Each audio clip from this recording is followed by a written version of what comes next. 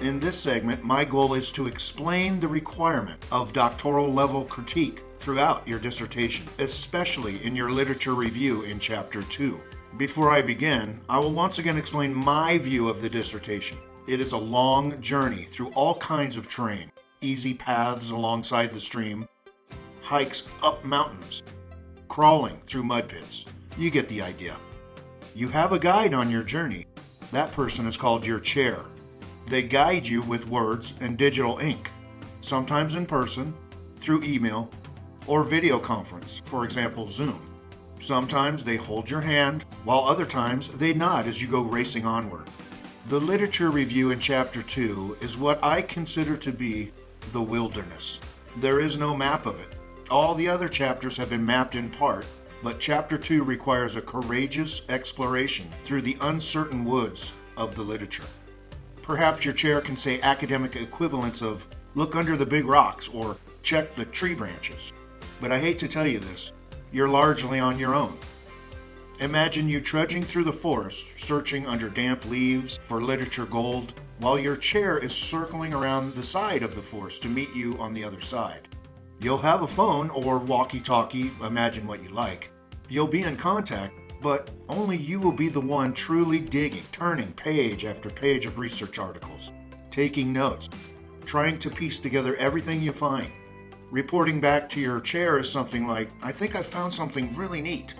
It's almost like a test of survival. You'll show your chair all that you found in the woods. You'll explain everything that happened, all that you learned. Your chair will help you make sense of it, but will never fully know what truly happened in that forest.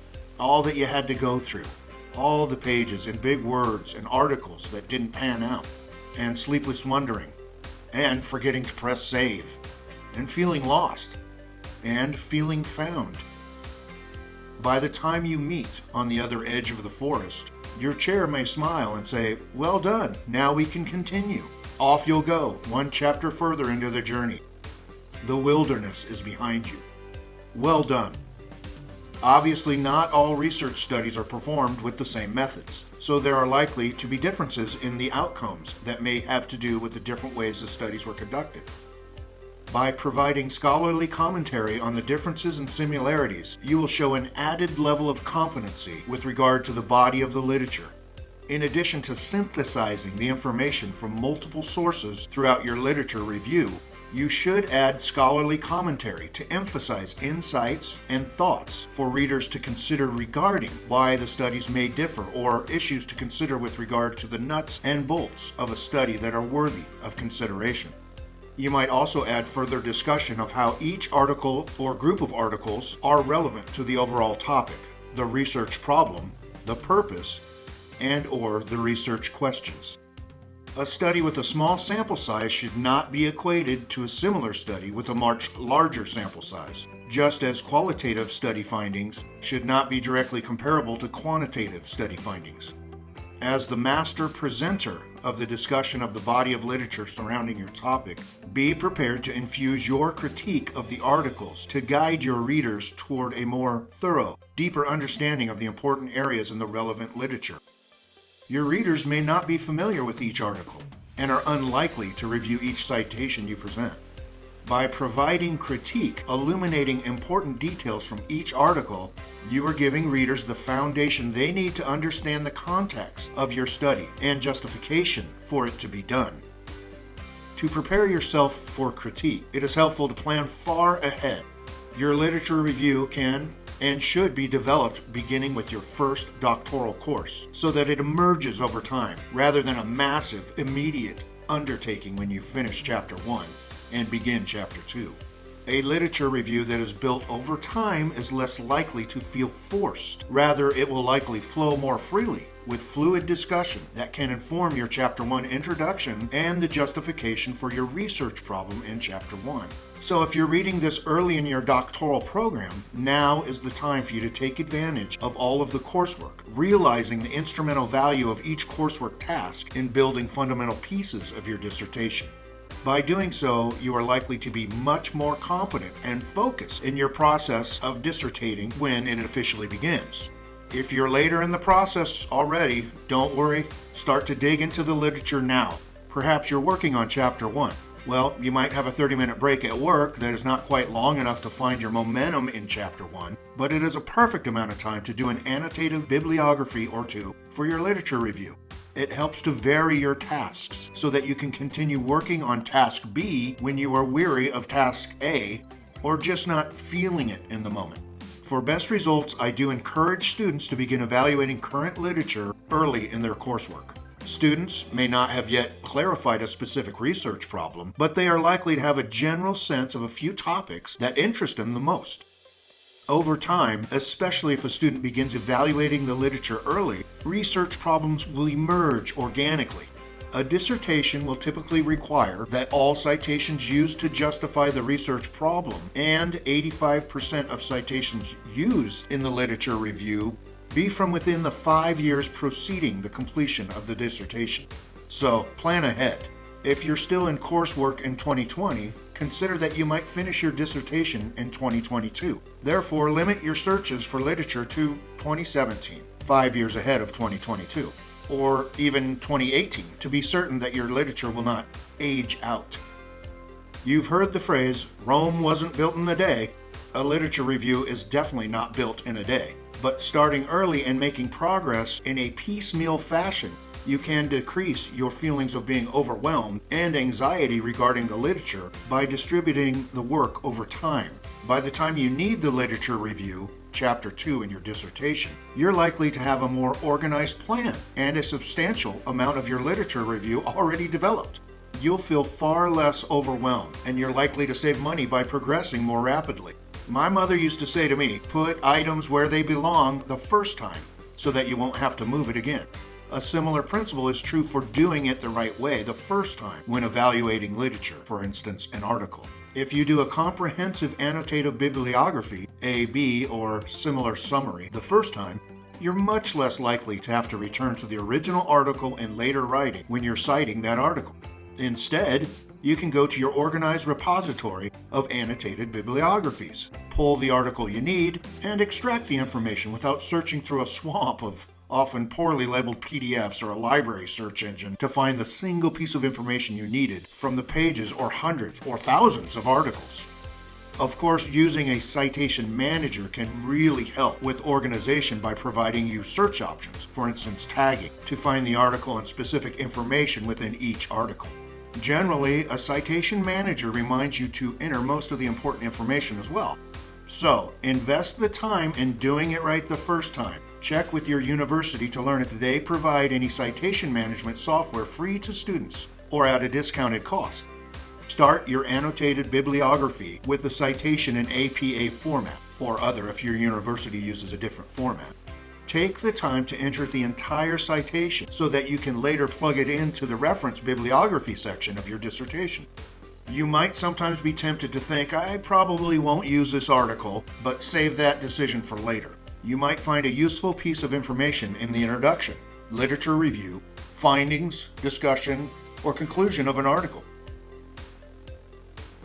There are multiple ways to find useful information, even in an article that may not initially appear to have obvious use for your future study. You could find an idea in the introduction, literature review, or the discussion section, for instance. Not all citations come from the findings of a study. However, if you find a reference to another article in the literature review, for instance, it is best practice to find that article to read it firsthand, rather than to summarize the paraphrased information from the secondary source that you're using. A good article can have a snowball effect, connecting you to other good articles cited in the first that can benefit you further. Remember that your study as you envision it now, maybe a year before you discern a clear, unambiguous research problem, could very well change. I say all that to say, collect all the information you might need just so that you won't have to go back to the original PDF or the library. One of my least favorite things to do is search through mountains of articles to find the source for a piece of information that I quoted or paraphrased without gathering the citation. Note the research problem and purpose of the article that you're reviewing. Don't be dismayed if you don't find a clear signal wording that says, the problem is blank, or the purpose is blank. It is not as common that articles in peer-reviewed literature are on the nose or obvious about their problem and purpose like they are in some dissertations. Determine the problem and purpose as best you can. As you start to evaluate each piece of the article under review, think to yourself, does this research problem make sense? Or does this purpose make sense? If something seems illogical, make note of it to yourself in your own words. Write or type it down. Guess what? You're building critique that you can use later in your literature review. Use your own words for everything except direct quotes. Paraphrase consistently. By putting information into your own words, you are much more likely to remember the gist of the information, which improves your mastery of the topic area. Further, if you are consistent in paraphrasing, your future self, writing the literature review in Chapter 2 of your dissertation, will be able to trust your previous current self that you paraphrase the information into your own words rather than worrying that you may have copied and pasted content directly from the article, resulting in potential accidental plagiarism. Follow the strategies closely so that your future self will smile and think, I can paste this sentence into my dissertation because I know that I paraphrased it when I read it before. If you cut corners while initially evaluating an article, it's likely that you'll have to go back to the article again to make sure it was sufficiently paraphrased. Of course, direct quotes are not forbidden. They can be useful, especially when they are said perfectly or uniquely, such that they cannot be easily paraphrased. Direct quotes should be used sparingly, but they can add an emphatic voice from another researcher to summarize or support what is being stated in a discussion of the literature. During the annotated bibliography stage of literature review, any direct quotes from the literature should have quotes around them to signal to your future self that this is a direct quote and has not been paraphrased. Also, make sure to include the full in-text citation, including page number, which will be required per APA formatting. Another one of my least favorite things is having a literature review with no critique of the articles. Critique is an essential element of literature reviews, so a literature review lacking critique would require a rather comprehensive re-review of all the literature to show the mastery of the body of the literature on the topic that a doctoral student must show. For many students, this will feel like taking 10 steps backwards to do a massive amount of grunt work. If you critique articles during the A-B stage of work, it is much less likely to feel like 10 steps back in your literature review. Moreover, the critique that you have available to you is much more likely to sound natural and organic rather than forced due to not being in a flow state or in the zone of reading the article. When you go those 10 steps back to seek out things to critique, it often reads like it is forced and disconnected, rather than naturally fitting into the conversation about the article and the overall topic. Now try to identify the method and design of the study. While the method is usually quite clear, authors may not be as forthright about their research design. So it may be clear that the study is qualitative, quantitative, or mixed methods, but authors may not be explicit about what type of design is used within the qualitative approach. For instance, ethnographic, case study, basic qualitative design. The quantitative approach, for instance, experimental, quasi-experimental, correlational, or mixed methods approach. For instance, sequential explanatory. Note that I typically dissuade students from undertaking a mixed method study for their dissertation because of the complexity and extra time it requires. You can do a mixed method study when you're done with school and not paying tuition. So many students, especially when writing ABs for classwork, are not conscientious or deliberate in writing their ABs. I'm convinced that they have not grasped the potential future relevance of the current work they're doing, the instrumentality. For the problem and purpose, I suggest that you ask yourself, does this make sense? And does the purpose logically flow from the problem? In the same way, you should be reflective throughout your AB. In your literature review, you are asked to critique the body of literature as well as the individual articles. In other words, you might note in your AB that the methodology did not appear to align with the purpose of the study. This reflection can later be used in your dissertation's literature review as a critique. Noting the design of each study may allow you to critique differences in outcomes from similar studies that used different approaches. By having the design indicated in your ABs, you can later provide brief commentary on why findings of studies may differ or may be interestingly similar, with reference to those details and intricacies of each article. Identify the population in the sample. The population, often called the target population, includes everyone in the world that could potentially be in your study, the people you're generally interested in.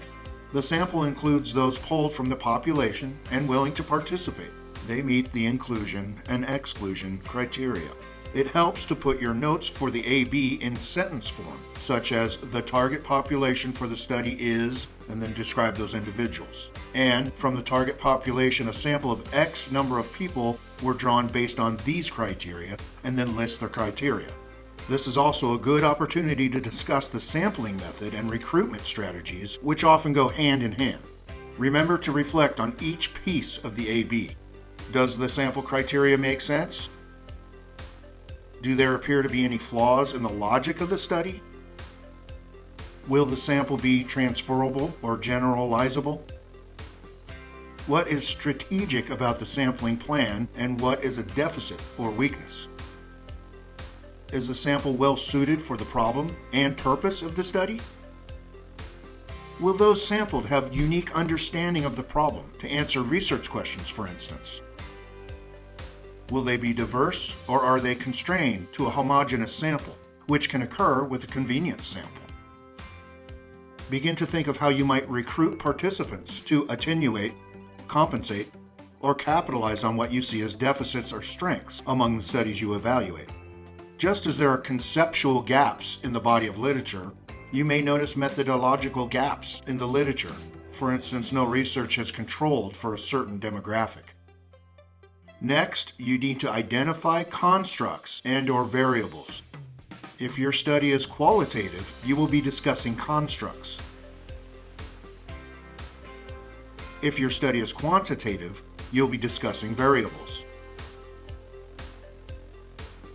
Finally, for a mixed method study, you'll discuss both variables and constructs.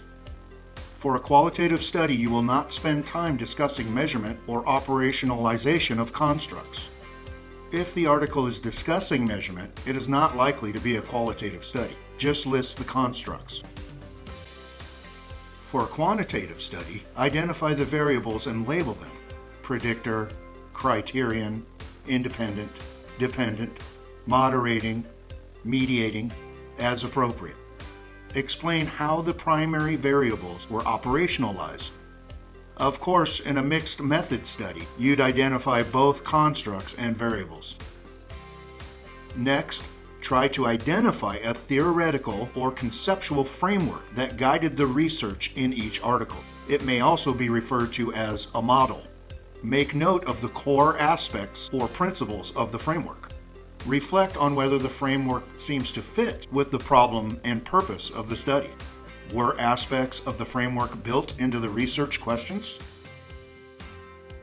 Were the findings of the study discussed with reference to the framework?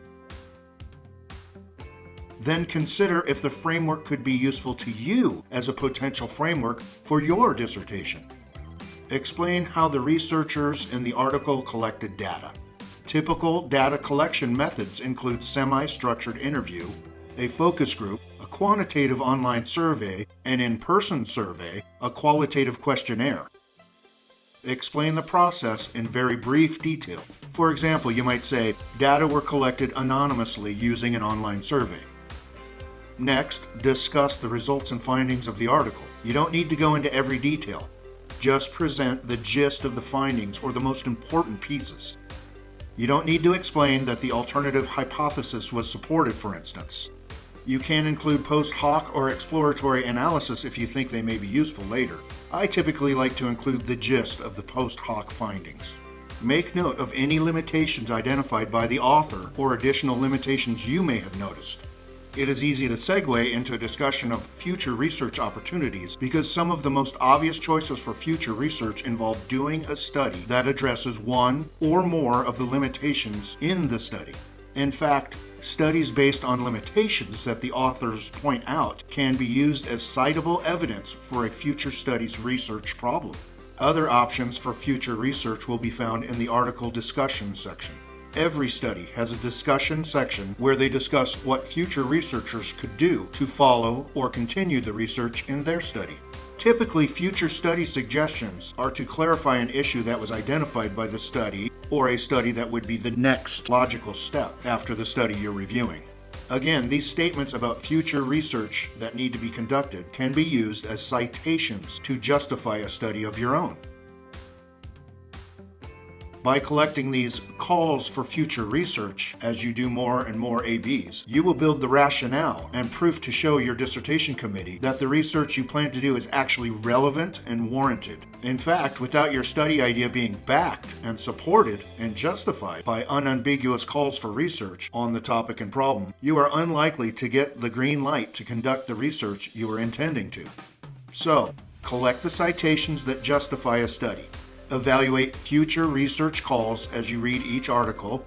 Note where multiple studies, for instance ABs, agree with each other, and identify that area of convergence as your potential problem to be addressed in your own study. Let's pause here to list some critique questions to ask yourself as you read each article, and especially as you start critiquing the body of literature as a whole. Number 1, sample size versus large sample size.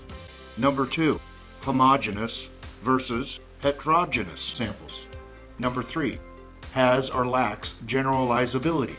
Number 4, grant-funded could be a conflict of interest. Number 5, what are the primary assertions of the author? Number 6, are assertions seaworthy, clear, concise, consistent, comprehensive, coherent? Number 7, are assertions laypeople ready? Could someone unfamiliar with the discipline understand them? Number 8, how are the assertions supported or justified? Number 9, do you agree with the evidence provided? Number 10, do you agree with how the evidence was obtained? Was it appropriate, ethical, good research methods used? Number 11, are the claims made from the evidence logical and sound? Do they stretch too far? Number 12, what do other authors in the field think of these assertions and evidence? Number 13, what do the assertions assume? Are they blind spots about gender, culture, etc.? Number 14, are the assumptions relevant? Number 15, do the assertions fit with your own values, beliefs, and worldview? 16, what are strengths and weaknesses of the assertions made? 17, can the assertions be clarified with other metaphors, differing conclusions, better analogies? How can the logic be more straightforward or clear? Number 18, in what cases will the assertions not stand up to scrutiny? Why? With whom? Number 19, do the assertions genuinely contribute to the understanding of the topic, subject, or problem? Number 20, can these assertions translate to practice? How? By the time you've done 30, 50, or even 100 ABs, you should have a very clear idea of a research problem you can justify with the literature you've reviewed. You should have a substantial amount of understanding of what is going on in your topic area. You'll have a good idea for how you could organize your literature reviews. Make note that you can start to organize it as soon as you want.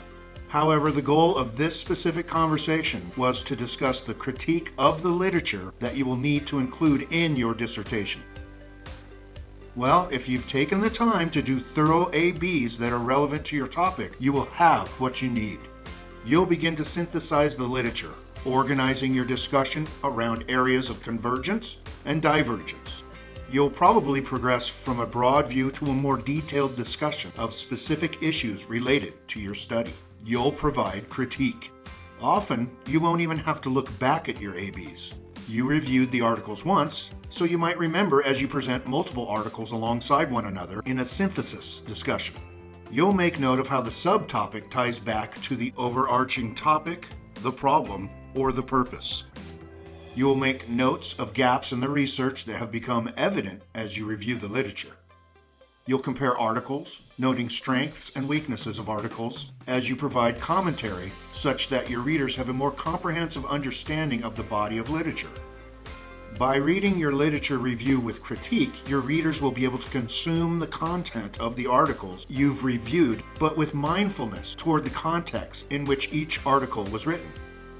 Don't be surprised if you add critique that was not in your ABs. Of course, as you start to discuss the body of literature altogether, your ability to compare and contrast their content, synthesis, as well as their methodologies, critique, will become enhanced, providing you with greater insight into why Abby's 2018 study of male versus female student motivation in college classes had findings that differed from Clyde's 2019 study of the same phenomenon. Your AB work prepared you, like a runner trains for a marathon. As you put pen to paper in your literature review, you will find your developing expertise to be more crystallized. You will feel more confident in your mastery of the content, and thus your ability to present that content to an audience of scholar readers.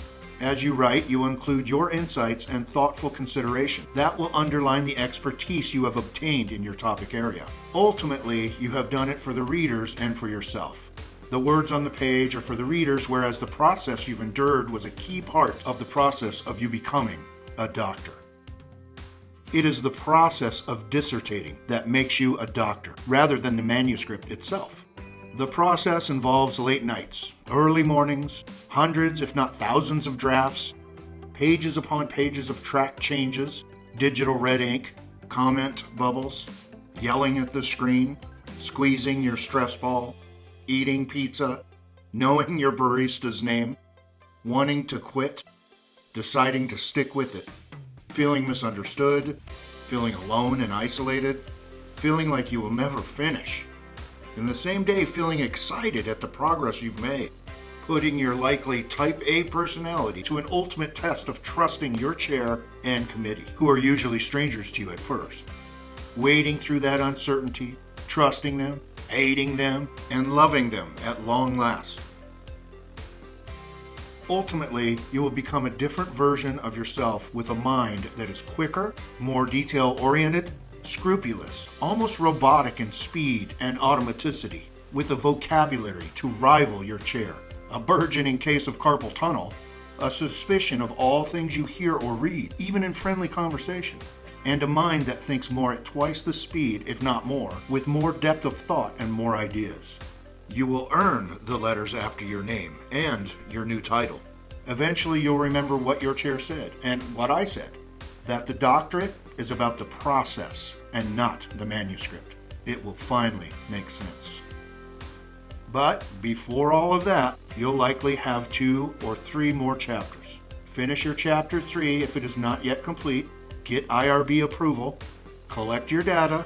You'll start to your final laps by that time. Data in hand, you will forge through Chapter 4. Fresh analysis pumping through your veins as the results are transferred to your document and refined and elevated with reference to everything you discussed in Chapter 2.